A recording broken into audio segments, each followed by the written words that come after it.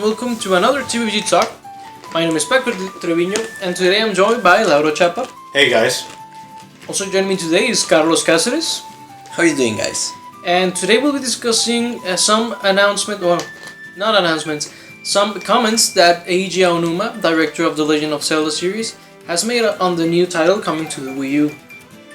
Now, basically what he's been saying is that the new Zelda will have a different focus from past entries in the series, and an interesting thing that he mentions is that he compares it to going from Japanese food to a more Western flavor, and this has been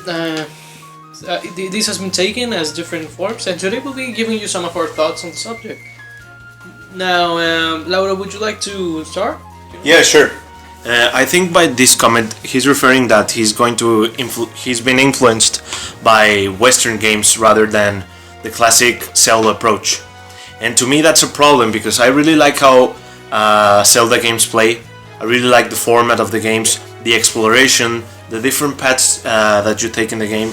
It's always like, okay, I'm playing Zelda. So by him saying that he's taking more influence from Western games, I'm imagining Western RPGs like Witcher or Skyrim, maybe Fallout, and I think that's they are very different games. They are good games, but they're not Zelda games, so I really have a problem with that.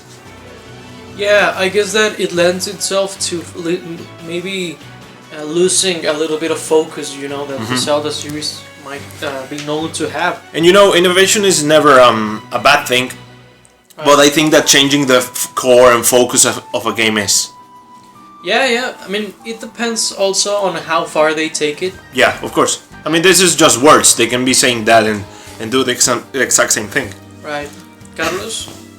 Well, as Lauro says before, I think that I won't say it's a problem, but it does concerns me because, well, I'm a really big fan of Western-like RPGs.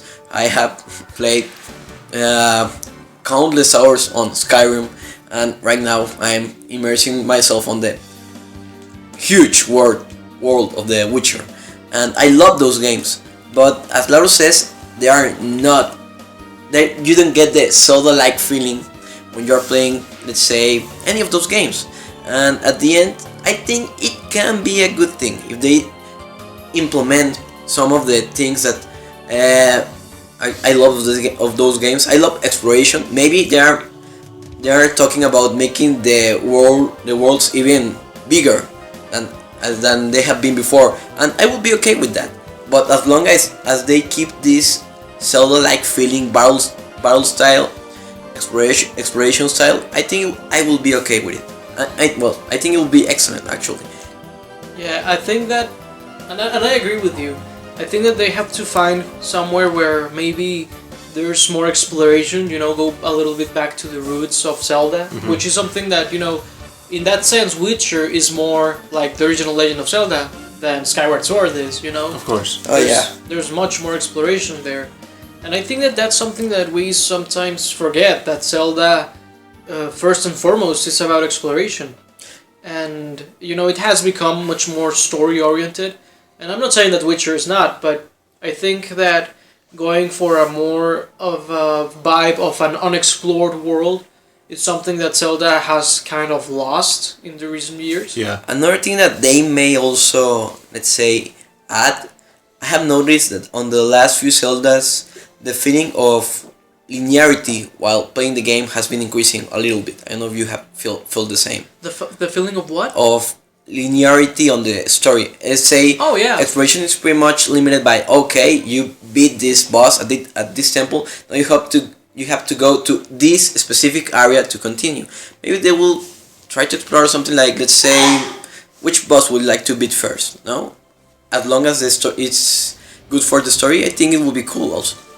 Yeah, I think that something that I feel they could do is maybe, have the world and take some notes from the Legend of Zelda on the NES, which is you could technically go anywhere and do anything as long as you are capable of, and to have a story that goes along the lines of, maybe you need to beat a temple or a dungeon, but you don't know which one is it, or you don't necessarily need to beat a particular one.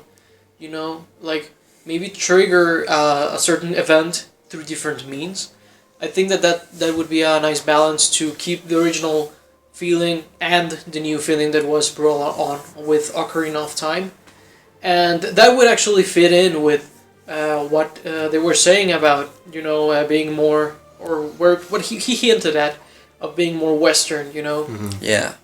And yeah, I think so. And another thing that I've noticed is that when we talk about Fallout, Skyrim, The Witcher, even when they bring fantasy elements, usually they don't go to the heights of what Zelda Wii U does. That Link can jump several times his height from the horse and shoot out like 5 arrows. That's something that you don't see on Skyrim or on Witcher, and you do see on Zelda, and we're still seeing that here. So I think that maybe they found a balance, where it still feels like Zelda, but it is more on with the times. Yeah, I think what they're gonna do is, we have already seen some of the map, and it seems much larger. So I think they're gonna make the game longer, because I've always felt like Zelda games are a bit short, like compared to those Western RPGs we're talking about. I think you're gonna add like more quests, like maybe more side quests, because I always felt like side quests were a bit short, and few of them, and none of them gave you like something really like worth it for the quest. So I think that maybe they're going to add more of taskish quests that we'd find on Western RPGs. I kind of hope that they don't do that a lot, because one thing I love about those games is that there's always something to do. But to differ a little bit with what you say, on contrary to some games, I tend to do a lot of quests on those Western style RPGs that leave me unsatisfied. I don't feel the achievement of actually beating those quests. And on Zelda, well, as long as it's not only a big quest for a let's say piece of heart, something like a quest for the Bighorn Sword, which was kind of fun, and it's definitely worth it. Yeah, I'm talking about things like that. Yeah. And another thing I have thought of is that in Zelda games, the character does not advance in typical RPG matter. He gets like new powers and new items, but he does not like get particularly like much stronger or like faster, or he doesn't level up like other RPGs. Yeah, like it's not a gradual change. Yeah. It's sort of like Link without the Master Sword, Link with the Master Sword, Link wooden with, shield, Hylian shield. boomerang. Yeah, I see what you mean. And I think that they may implement that, because I think that's a very yeah, it's a very American, very staple of the Western RPGs. Yeah, because and I've seen this also with Xenoblade Chronicles. Yeah. That they adopted a lot of Western ideas to the JRPG, which in my opinion makes it very, very ideal. Yeah. And I think that it could really benefit from something like that. And going back a little bit to the side quests, I think that no Zelda has managed the side quests better to date than Majora's Mask. Yeah, of course. Oh, definitely. That game made all the quests of the masks feel like they Very are rewarding. sort of like a true ending, Yeah, Like, and that's what I want to see, because Zelda, although I think story is not the pivotal point of the game, I think that everybody loves it, and it's a very like important part. Although it's not like gameplay wise, like in Western RPGs, I feel like the story is part of the gameplay. Like, oh, you have to go there and kill the dragon and return with this thing. And in Legend of Zelda is like, oh, beat the temple, play the song, rescue the princess. So I think that they about the side quests, like they must have like a good part of the story or good more information so that we can get engaged with those side quests. Yeah, and actually that goes back to Majora's Mask. That, for example, the Lover's Quest in Majora's Mask. To me, that's almost like part of the game, like the main game. Without witnessing all of these events and being fierce deity against Majora, to me it's sort of like you didn't beat Majora's Mask. I mean you did beat it, yeah. But you didn't see the true ending where course. you see, you know, the manifestation of First 80. Yeah. And all those things. I feel that they could do something like that. That if you follow certain side quests, you get much more powerful, or you get a different boss fight, you know, in the end. Yeah, but as long as they are still story-wise attractive to us, I think that will be perfect, because I'm really, let's say, scared that if they focus on adding more things to do, they will lose focus on, let's say, one of the most important things on a Zelda game, which is the story, because basically everything revolves around the story, and even the quest, the, let's say, not so many quests that we have sometimes in the game, are about knowing more the characters we have around in this Zelda world which we are playing. No? Yeah, I think that goes a little bit on a philosophy of how Zelda has evolved and where it was before. Because, you know, you look at even A Link to the Past, it's not as plot heavy.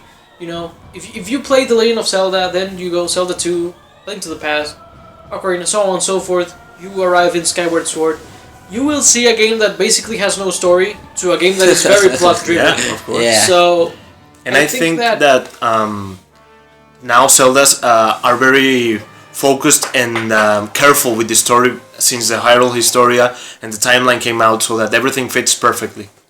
yeah, and actually, I think that this is a perfect time of having a game that it's very open, you know, like if it is less about the story, maybe they have less of a chance of messing up, you know, like they did with Triforce Heroes, where they had to really shovel in the Hyrule Really Historia stretch it. connection. So yeah, I think that they could take this as an advantage. And if we go back to one of the rumors of way back when, you know, maybe like a year and a half ago, that they were saying that this is a sequel to Skyward Sword, where you go to a land that has not been explored, you know, I think that it's a perfect chance to just be like, yeah, Link is going to find stuff in there. Yeah. And nowhere else in Hyrule will you know about what he found. So A lot of stuff. yeah, so it's completely canon independently of what you find, because maybe the story just says that Link found some stuff, you know?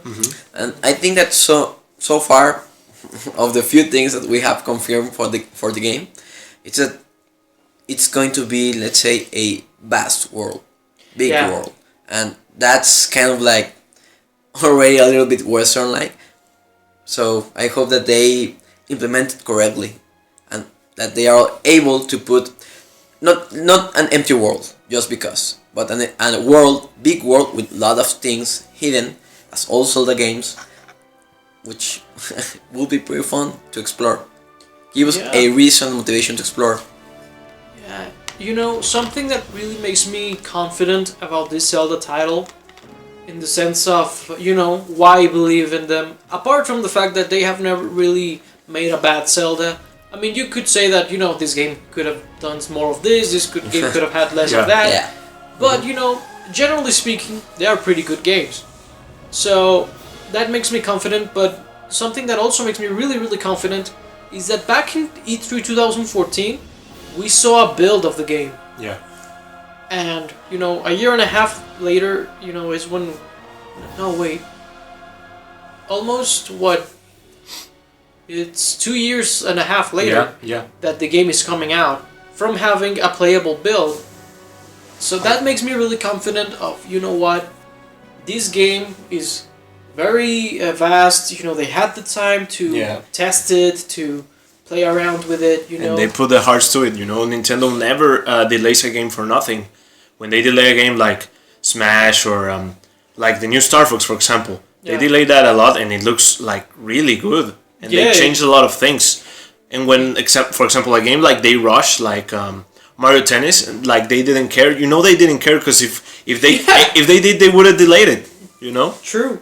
Yeah, they almost just made the game, so they have a Mario put it game out in the winter. Yeah, and these games, I think they really put their hearts into it.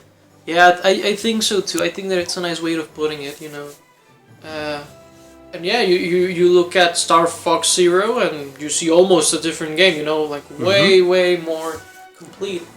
And I think that another thing that I really like to hear about this new Zelda is how loose it is from the others, in the sense that, you know, Skyward Sword was always the celebration of Hyrule's history, you know, and that was the focus of it.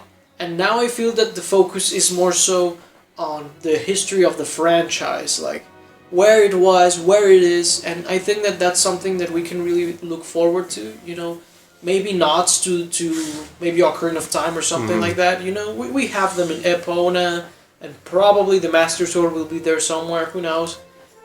But I feel that this is a very free game in that sense, and I really like that.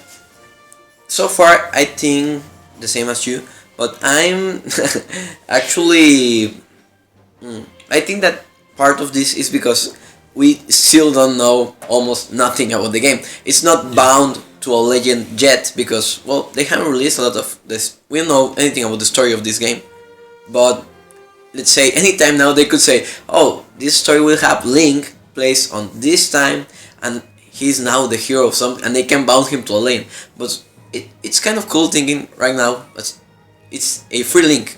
He can do whatever the hell he wants.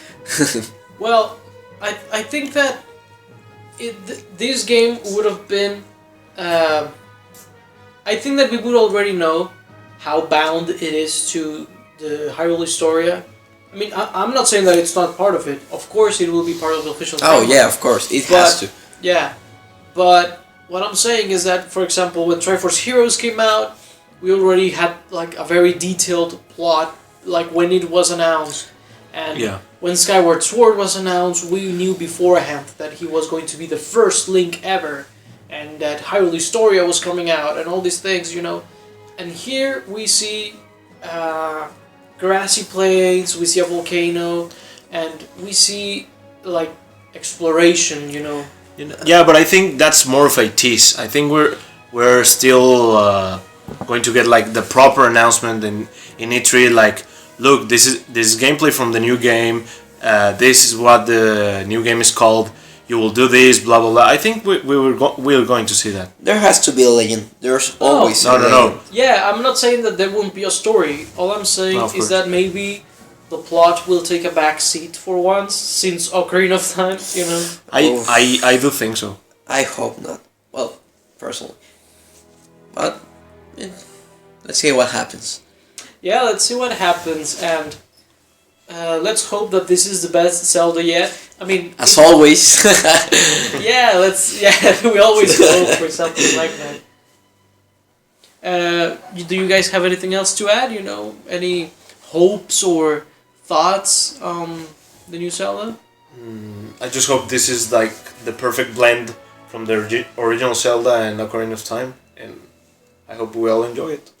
Well, they said some strong words with a lot of, let's say, they got us thinking, right?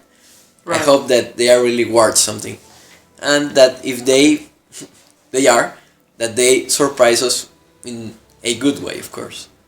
Yeah. Let's hope that we're surprised in a good way.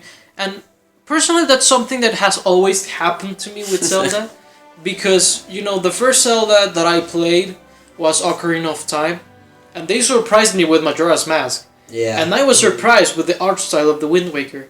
And I was surprised that Twilight Princess was again like Majora's Mask and Ocarina of Time. And I was surprised that Skyward Sword was completely based on the Wii Motion Plus. So, yeah, we were surprised a lot with Zelda. Yeah. So I think that element of surprise will definitely be there. Let's hope that it's for the good. Well, guys, I think that wraps it up for this TVG Talk. This has been Paco Treviño. Today I was joined by Lauro Chapa. Thanks for watching, guys. And Carlos Cáceres. See ya, guys. Until next time. Bye-bye.